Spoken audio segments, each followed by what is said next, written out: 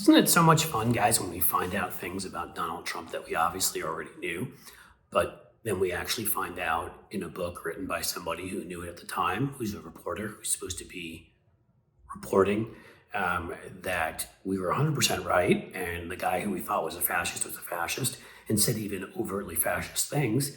But somebody needed to make money later on, so they didn't want to tell us at the time. So we knew it was true, but it wasn't out there for everybody. Sorry, fixing things here a bit. And therefore, who knows? I mean, even if it had come out, who knows if newspapers like the one this person wrote for would have even covered him more harshly.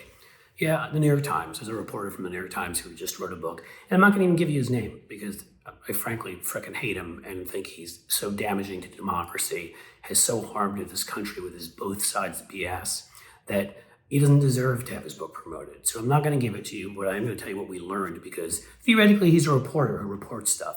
So it turns out that Donald Trump was a big fan of the German generals. What were they? Nazis. That's right, during World War II. He wanted to know why his generals couldn't be like German generals. I can think of about like 267 reasons. I mean, there's the Geneva Conventions for one, and NATO and things like that. Of course, he's trying to get rid of NATO. Common sense, decency, democracy, But Donald Trump doesn't believe in any of that stuff. So he, of course, wants everyone to be completely loyal to him. And that was the danger when he was in power, the way he replaced people at the Pentagon and Homeland Security for his coup.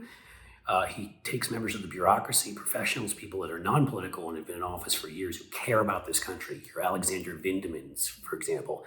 And if they don't break the law and incite riot and get involved in his coup, he destroys their reputations, fires them, throws them out. That's what he does. So here, the case was General Milley, who we know came out later in one of those other books by some a-hole who didn't tell us at the time, was actually worried and had to reach out to his Chinese counterpart to let them know that what was going on around here, which was so unusual around the election time, that we weren't going to have a coup and they didn't have to worry about us nuking them. We had a Joint Chiefs of Staff who needed to call his Chinese counterpart and tell him that because Donald Trump, because this country, even people who call themselves moderate Republicans, thought that that was the better choice. That person, the coup guy. Incredible. All right, well, let's get to the details. Good stuff here from this person who I won't name. To start with the quote, Trump was pushing to have a military parade down the streets, and a general pushed back, which is General Milley, who said, that's what dictators do. And indeed, that's what dictators do. You ever see those really awesome ones in Pyongyang with the missiles on the back and stuff? A little different than the ones that they do down like the Canyon of Heroes when the Yankees win a World Series. Slightly different in tone and slightly different in sort of intimidation level. Well, Trump wanted one of those because he's a tin pot dictator. And he got pissed at his generals. I mean, they should be loyal, right? Like in any dictatorship. I mean, Saddam Hussein's generals were loyal until they got paid money to not be. Quote, I will quote the great man, Donald Trump. Quote, you f***ing generals, why can't you be like German generals, Trump demanded. John Kelly, his chief of staff, also former military, asked, which generals? To which Trump responded, the German generals in World War II. Why can't you be more like Eichmann? Why can't you be more like Himmler? Be more like the SS. I want to send you out to shoot some protesters, which, as you know, he asked Milley if he could do, and Milley told him it would be a war crime. If you want to go and torture, arrest people, rendition people, which Flynn was going to do for Erdogan in Turkey. The scary thing is most of the things Trump wanted to do, there were other members of his administration who thought about doing too. The deceptorica types, the lunatics, the Crazies. That's how they referred to people like that in the Reagan administration. The far right, who now actually is the entire party with the exception of like 5 people. Trump went on. After Lafayette Square, Milley wrote a never delivered resignation letter. In it, he wrote to Trump, quote, it is obvious to me you don't hold the values that we hold dear for the cause that I serve. Lastly, Milley went on, it is my deeply held belief that you're ruining the international order and causing significant damage to our country overseas that was fought for so hard by the greatest generation and that they instituted in 1945. Milley in the end opted against retiring. He held back that letter and thought that he could prevent more by being inside. True or, saving his arse now.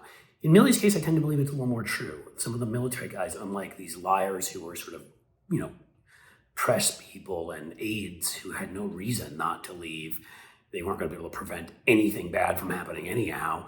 The military guys, if you think about Milley making that call to his Chinese counterpart, there was a purpose to their being there. And so I'm not sure, and I'm not giving Milley a complete free pass, but I'm saying it makes some sense.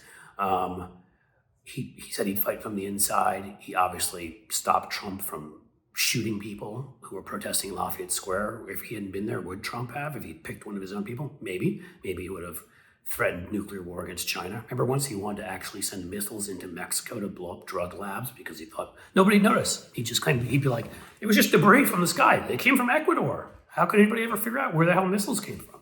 Not like we have like video technology and infrared and stuff. So, to summarize, our former president wanted his generals to act like Nazis, and he also was pushing so hard to shoot people that his head of chief of staff said that he didn't share the values of this country and that he had done a lot to undermine the order, and we all know that. I mean, one of the reasons Putin was able to step forward and invade Ukraine, the one reason that hundreds of thousands have died, innocent people, is because Donald Trump enabled Putin forever. He weakened the Republican Party and America's stance behind Ukraine. He changed the damn platform, Republican platform, undermined that, worked with Putin, undermined the United Kingdom with Brexit and certain other, countries that elected far-right dictators, helped people like Erdogan, people that are friends of Russia's, and we're in the position we're in. The Western order has been weakened deeply, and it's because people did not do enough to stop this guy. Now, I still think you can argue Milley should have spoken out. If he'd spoken out strongly and gone on all the shows and done everything he needed to do, maybe we stop Trump. So we can have that debate. What we know is Trump is honestly deranged, sick, evil, and should never get anywhere near the White House again.